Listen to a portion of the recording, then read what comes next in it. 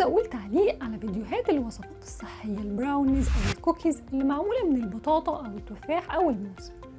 لو أنت شخص صحي وبتاكل الخضروات أو الفواكه فما تتخدعش بالوصفات دي، لأن الوصفات دي بتغير من المؤشر الجليسيمي للأكلات الصحية. فاحنا بنشجع على أكل الفاكهة الفريش أو أكل البطاطا اللي معمولة بالطريقة الصحية، معمولة على البخار أو مسلوقة، لأنها مش بترفع سكر الدم. لكن لو طبخناهم ضفنا لهم عسل وقشرناهم وكسرنا الألياف اللي في التفاح وفي البطاطا، فاحنا كده بنرفع المؤشر الجليسيمي بتاعهم، يعني بنرفع سكر الدم.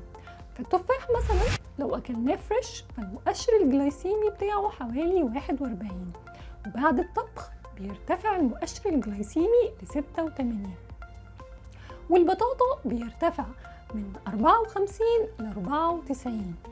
وبالمناسبة المؤشر الجلايسيمي لو أقل من 56 يبقى ما بيرفعش سكر الدم، وبين 55 و 69 ده المتوسط، وأعلى من 70 يبقى بيعلي سكر الدم.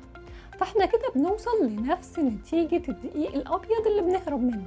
والعذر الوحيد اللي يخلينا نعمل الوصفات دي إننا نكون بنعملها للأطفال اللي مش بياخدوا احتياجاتهم ولا كفاياتهم من المغذيات ومن الفيتامينز، لكن إننا نعتبره أكل صحي يبقى احنا غلطانين.